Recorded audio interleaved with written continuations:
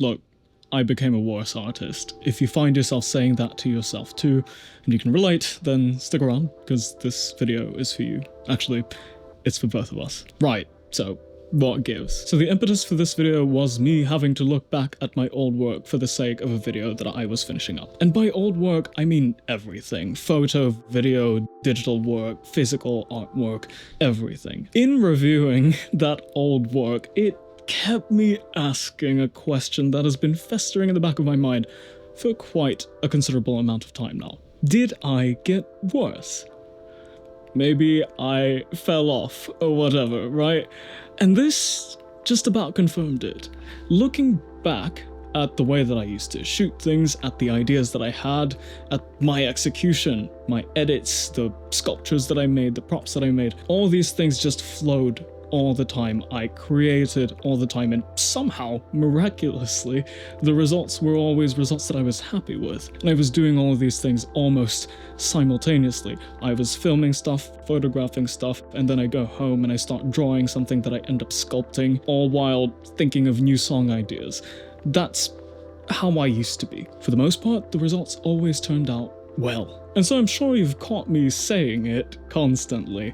Somehow, mysteriously, it just turned out that way. Obviously, it's not nothing. It's not some nebulous thing. It has to be that there's at least a set of reasons that resulted in me always being creative, always being capable of executing at a high level, and being able to do all these things all at the same time without burning out. Which brings me to why. What made my old work better? I asked myself this, and I kept looking back at my work, reflecting on what I was thinking, trying to recall what I was like at that time. What made my old work better was direction, intention, experimentation, and execution, all under a perfectionistic perseverance for the highest standard that I could hold myself to. Which sounds like a lot of buzzwords, but this is really the best way that I could put it. I just really did have a high standard for myself at everything that I did, and it's not just holding myself to like an impossible level, it's that I believed I could achieve the things that I held myself to. And having that vision is intention and direction, and then experimenting when you're stuck or when you don't know exactly how to do the thing, but you know that you can figure it out, and then at the end of it, you execute. So again, direction and intention with experimentation equals execution. Just look at this. This is what I used to be able to do.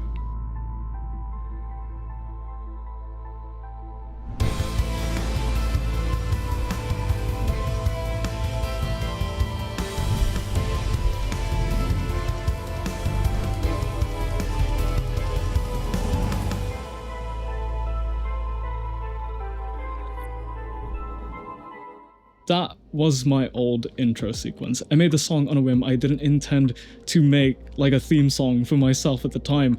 I was just bored on my iPad in GarageBand, and I was just messing around. And I got lost in the sauce for like, what, maybe 3, 5, 7 hours, I don't know at this point. And then I ended up with that kind of result. And I was like, you know, this sounds like a Netflix intro. And so that's it. That's how that was birthed. I already had the footage, and I just edited it according to the beat, did all the tricks that I could possibly pull, because I knew that I could, and I wanted to see what I could do with what I knew I could do. And again, this was not like a one-off thing, because look at this.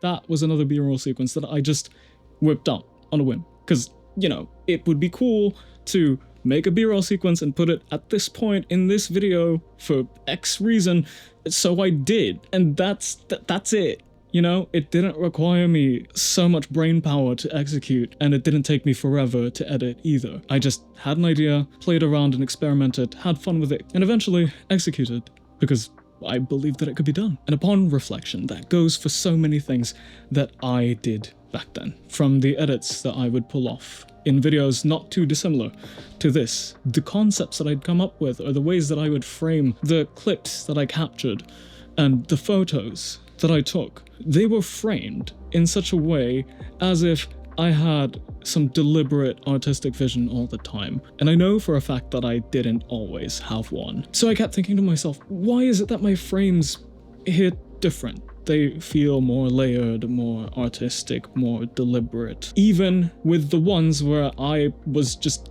kinda half-assing it, or I wasn't even thinking about making it cinematic and just thought about filming my life, and yet it ended up looking great anyway, or at least according to my self-assessment. How did that happen? What I realized after toiling over this for quite some time was that I was never out of practice because I never turned off.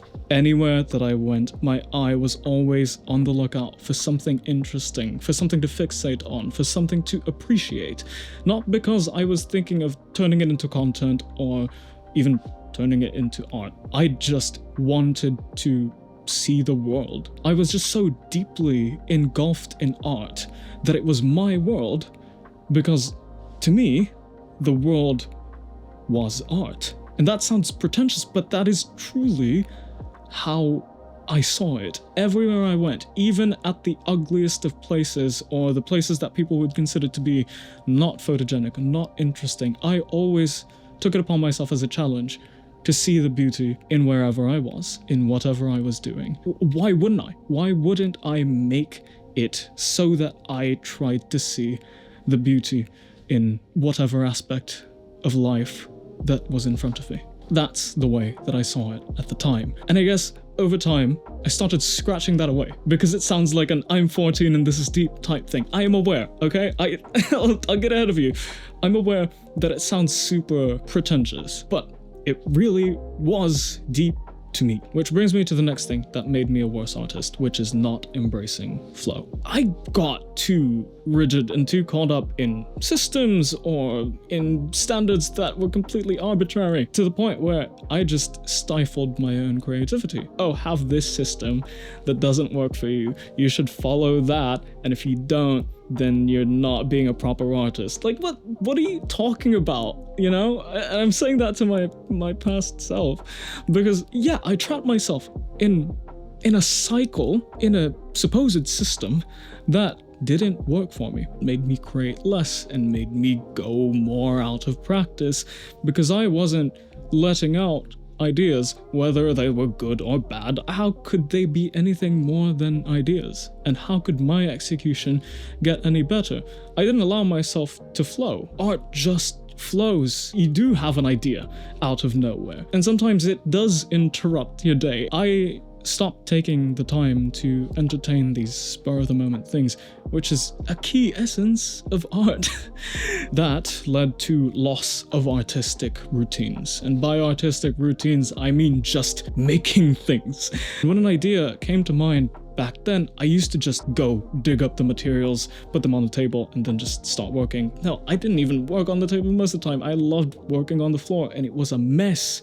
And that's the thing, is that there's a flow to this, and the routine is allowing flow, and the routine is entertaining creativity so that you can create, so that you can keep your iron sharp. When you don't allow for flow, you also lose practice. And when you lose practice, you lose habits, you lose routines, your skills get rusty. And then all of a sudden there's this internal pressure. I'm not as consistent as I used to be. I'm not as happy with the results whenever I do make stuff. You feel rusty, you feel dissatisfied with your work, and at the same time, you're thinking about how people would react because your work is now made, and you get stressed. You get stressed because of the standards you were used to holding yourself up to, and you no longer seemingly being able to live up to it, thinking of what others expect, which is another aspect. The desire for extrinsic rewards, aka validation, aka the approval of others. I got to a point in my art where people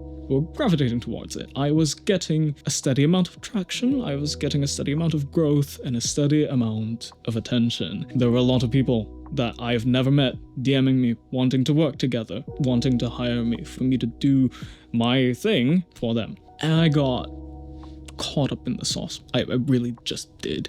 It made me so conscious of making content instead of making art. Being consistent not for the sake of being consistent for the sake of the art. No, I started prioritizing the likes and the growth of the follower count, getting more connections and getting more commission gigs. I got caught up in the numbers and in the grind of the success, and eventually my art, my work, turned into content, and that content felt hollow. I was chasing something that I shouldn't have been chasing, and making things that I shouldn't have been making. I should have been making art, but that's not what I was doing. I was making pieces, yeah, but those pieces were motivated by something that wasn't genuine. Demotivation comes in many forms, and one of the biggest forms that they can come in is people chasing the wrong things. It's not just about chasing numbers of followers, it's also chasing the wrong people, chasing the wrong kinds of relationships. Platonically, romantically, and professionally. Your relationships with the wrong people, with the people that are not good for you, with the people that are toxic for you. There are people in your life that you will want to keep that might not be good for you. This can happen with people in your workplace. This could happen with friends that are jealous that you're actually trying to do something with your passions and with your life. And this can also happen romantically with partners that don't understand what you're trying to do or don't appreciate what you're trying to do. There are people that you love that may also love you that will not understand or that will not support you. Sometimes there are compromises. Sometimes they just don't get your art, but they still get you and they still love you. But then there are others that just don't. For quite some time, I did not know how to manage these people, and I did not know to let go of some of them. It all took time. In that time, parts of me, parts of the artist me, were chipped away because I traded it at some points for the sake of keeping people that did not see how important those parts were to me. And because I was chasing the wrong things, maybe chasing the wrong relationships, looking up to the wrong people and wanting their approval, I also lost community. I was an idiot. I cut off the wrong people.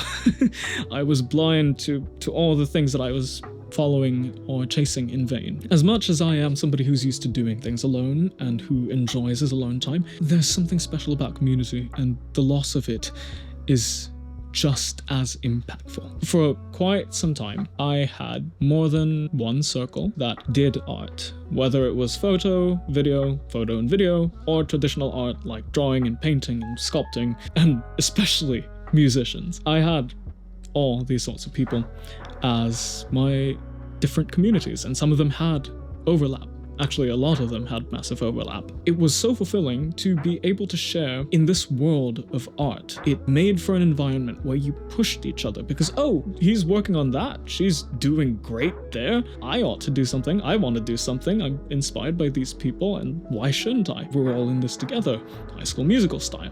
So let's go. Let's freaking go, dude. So it was so fun to be in such an environment where everybody was after greatness, creating great things, creating out of passion, out of love, out of a dream. But eventually, life changes. You all just change and diverge. People move away, people pursue other things at other places, and some of you might stay friends. I've stayed friends with a lot of these people, but I, for example, was somebody who had to move away. I have moved continents, and I've done my best to keep in touch with people, but it's just not going to be the same. Then I built my own community here again, but then life circumstances changed for everybody, so that community was gone. And then I tried to find it somewhere else, and I didn't feel like I belonged. It brought me to that point. We're all caught up to me chasing all the wrong things. For a long time, there was a lull, where I had very few people that I felt like I could share in this world of art.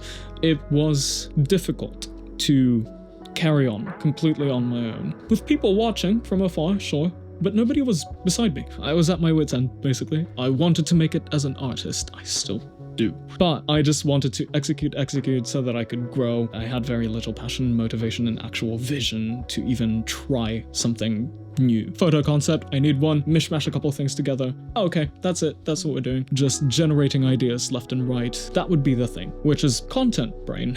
Didn't really mean much. It was not challenging. It wasn't interesting. And in the same way, my videos, the things that I was thinking of doing were also just kind of like, okay, that's a good idea, but then the way that I executed it was just like the most milquetoast, quickest kind of way, and the way that I shot my B-roll just like very stock. It looked like I didn't try too much, and that's because I didn't. Content brain was paired with this thing of like efficiency over craftsmanship, getting fast results that looked reliably good, over actually taking the time to have a vision, deliberately execute certain things. Think about the way that I was using the gear. For example, I got a lens that was just fast at everything, both in autofocus and aperture, and I was just like, oh yeah, just point that anywhere and it will look good. And I was right, but that made me turn off my brain and switch over to content brain, because I don't have to think anymore. I don't have to execute effort anymore, because I don't have the wherewithal to even bother. It was bad.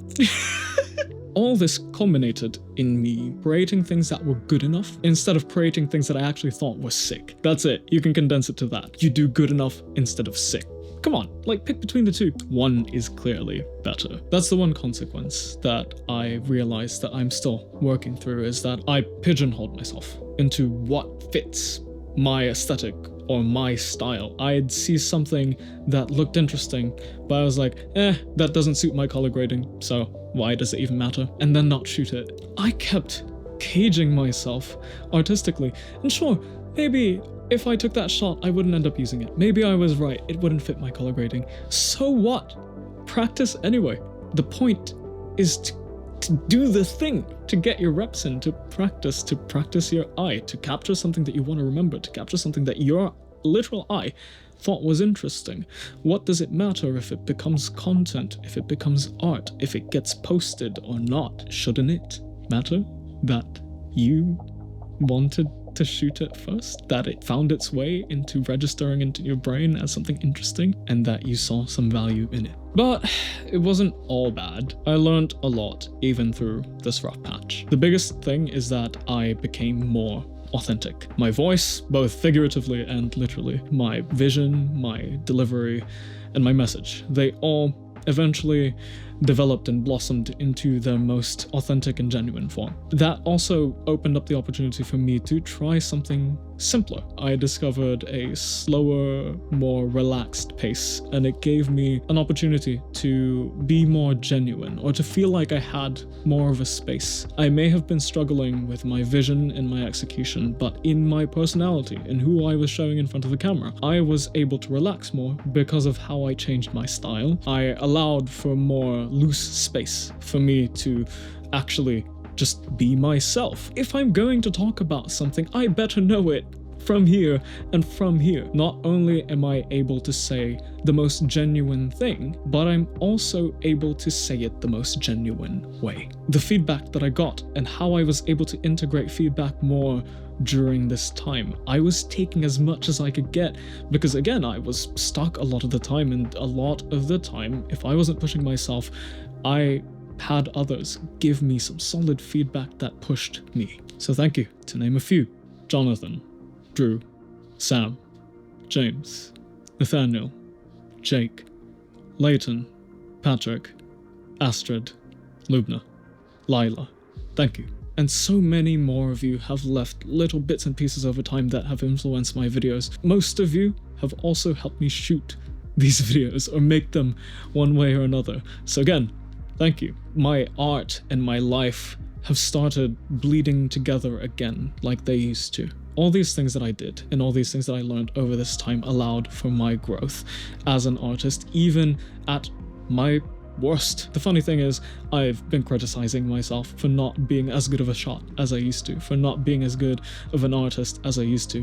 But you know, what did happen over this time is that I became better at living, at enjoying the moments as they happened, because I wasn't so absorbed in just making something out of it, and instead I just was able to live it. Even then, I was able to capture most of those moments anyway. I knew that I would rather have the split of being able to live a fulfilling life and have something to remember it by. All of this gave me the opportunity to reconnect with my past self and to reintegrate all the good parts that he had, the best of the past and the best of the present, for the best future. Reconnect to reintegrate, not to revert. We are not going back to how we used to be, making something new from the new and the old. For as much as I could say that I was a better artist back then, I was also depressed, and I was also more stressed.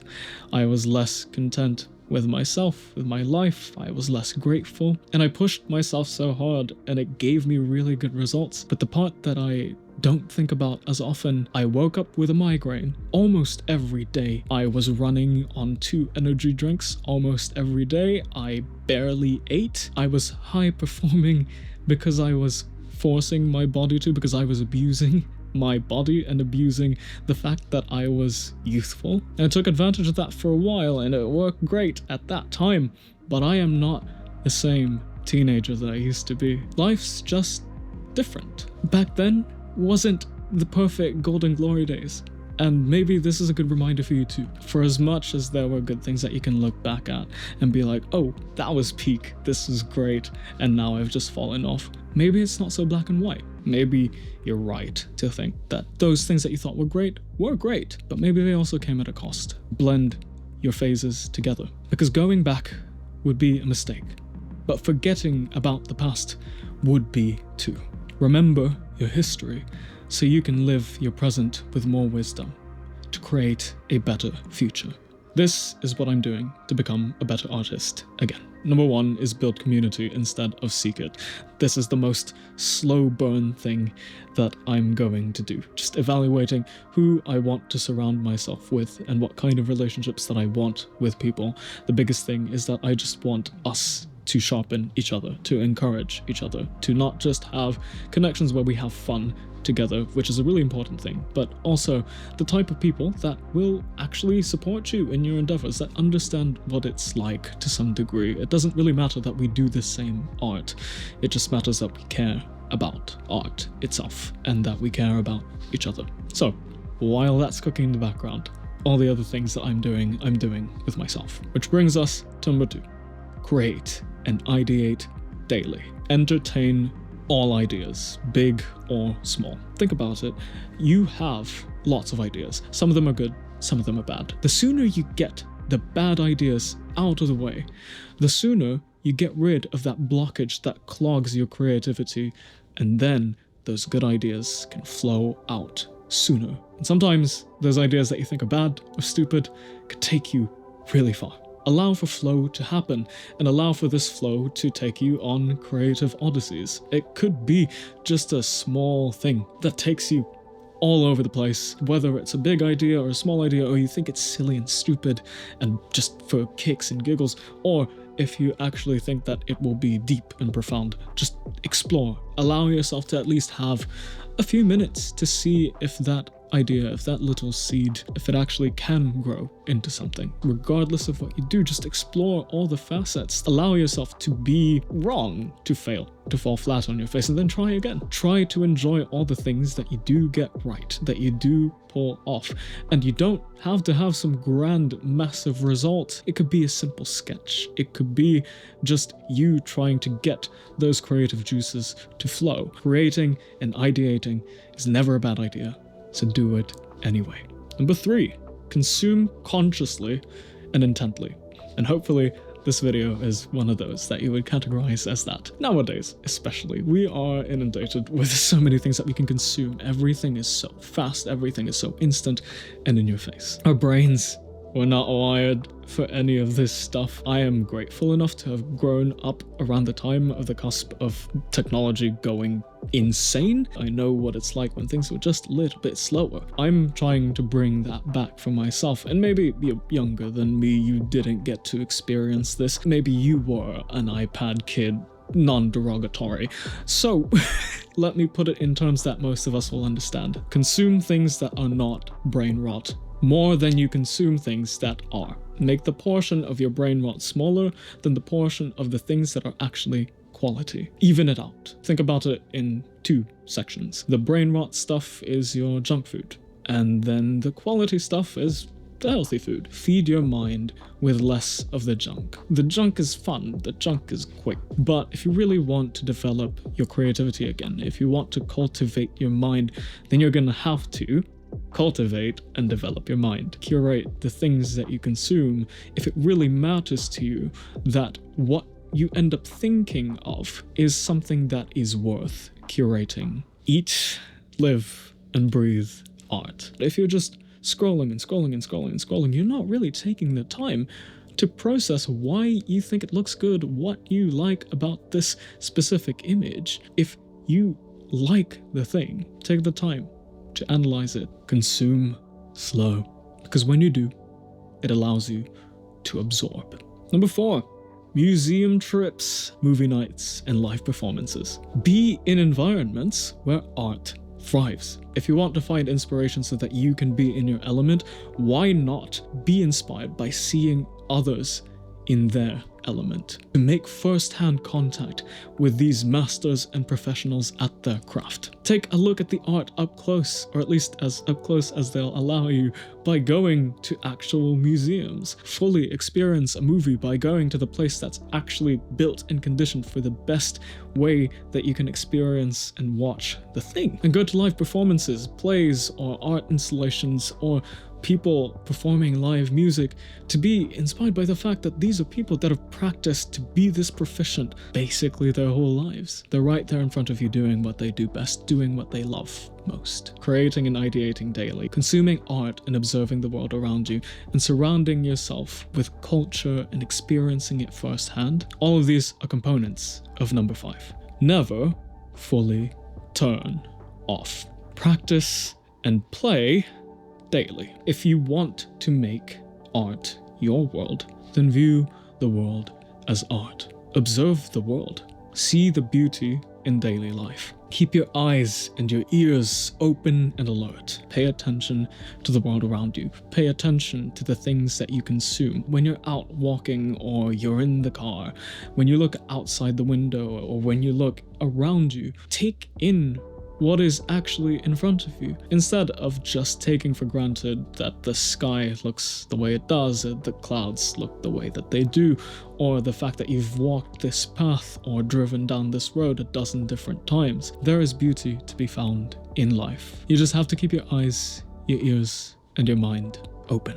If you want to remember your ideas, if you want to flesh them out more, if you want to be able to develop even just the initial phases, then I highly encourage that you put it in physical media. Notebooks, journals, sketchbooks, pens, pencils, whatever you need, put your ideas into some form of physical media. It's very tempting and it's very convenient to just have it on the Notes app, type it on an iPad or a laptop or on your phone. That's great, especially in a pinch. Awesome. But still, I advocate put it in physical media, especially considering the fact that for most of humanity, we did not have the technology that we have now. So most of us have been wired a very specific way. This stuff matters. That kind of freedom that allows you to execute what's going on here with this directly onto paper, that's something special. I want to encourage you not just to use physical media, but to use physical instruments and physical media that you love. Because then you'll end up using them more. Then you'll feel better using them. And that continues to feed your mind into thinking, oh, this is good, this is something that I like, this is something that's enjoyable, and it helps build a stronger habit. This still gets you far. Rewire yourself to make art play instead of just work. As artists, I reckon that we're used to treating our art as work, as much as we treat it as a way to vent, as much as we treat it as a way to play. Sometimes we levy too many expectations and too much pressure into the fact that, oh, this is our life's work. Allow yourself to just play. Allow yourself to enjoy the process, because think about it, that's how most of us got started. You got into this because you enjoyed it as a kid, because you were curious and you were messing around, and then you found a passion in it. And that passion came from that love and that enjoyment initially, and then eventually you enjoyed the results. Eventually you got good. Eventually you turned your art that was once play into products, into works, and that's great. But don't forget where you started. Don't forget why you started. Rewire yourself to enjoy that art, to enjoy that work, to enjoy the process of creating. not just the results, not what you can get by making art, but just the art of making, to make art feel the most rewarding. I'm trying to rewire myself into valuing my process and my art more than most things in life. Because that's how it used to be. That's how I used to be. That's why I created so much. That's why I loved it so much, because it was the best feeling to be in that process, to be creative. And it was even better when I could actually enjoy the thing that I made, when I could actually watch the video, when I could listen to the song, when I could play and sing along whenever I felt like it, because I wrote something that meant something to me, that felt like something to me, when I could actually see the images, when I made things that I would be proud to print and display, when I made sculptures and masks and costumes that I would love to wear, or that I would love to place somewhere prominent on display for me to enjoy, for me to wake up to and see. Everything about it, from having that tingle, that tickle in your brain that you want to do something, that there is something in there, to actually thinking about how you're going to do it, to actually doing it actively, being in the process of creation, and then having your creation right there in front of you. All of that was the best thing in my life. I was so connected into my art, and for a time I lost that. And now I'm trying to work my way back into regaining all of it and making it even more powerful than it used to be. And that all starts by telling myself to never turn off, never fully just think that there is no art to be made, that there is no art to be seen around the world, that there is no art to be absorbed, that there is no art in life, because there always is and there always will be. Become a student once more. Allow art to teach you again. Allow life to teach you again. When we started, we didn't know what we were getting ourselves into. We didn't know how deep this rabbit hole would go. We didn't know that basically for the rest of our lives we would be stuck doing this. We would be wanting to stay stuck doing this. We learn to be better artists, we learn better techniques, we learn what kind of art we love making best and what we're best at. And then eventually we start thinking that we've learned everything that we possibly can out of life or out of art, and then we forget that we got so good once because we never stopped learning, because we were always a student. At least that's what happened to me. Eventually, I forgot that there was still so much to learn. I got good enough. I felt good enough. The truth is, you can never stop learning. There's always something new to learn. There's always something to get better at. There's always a lesson or something to find in terms of meaning. So never stop being a student. And if you have, much like I did for some time, this is the time for us to start becoming a student again. For all the art that I can create, for all the art that you can create, I hope that this serves as a reminder that the greatest artwork that we can make is what we make of ourselves and of our lives. With that being said, I hope that all of this helps you out as much as it has helped me. Consider liking and subscribing and sharing this to anybody that might also connect and might be able to use this, because that's the point of these videos. You can follow me at Sentient Poison. That's it from me for now. Once again, my name is Nicholas. I wish you the best on your journey in art and life. Cheers.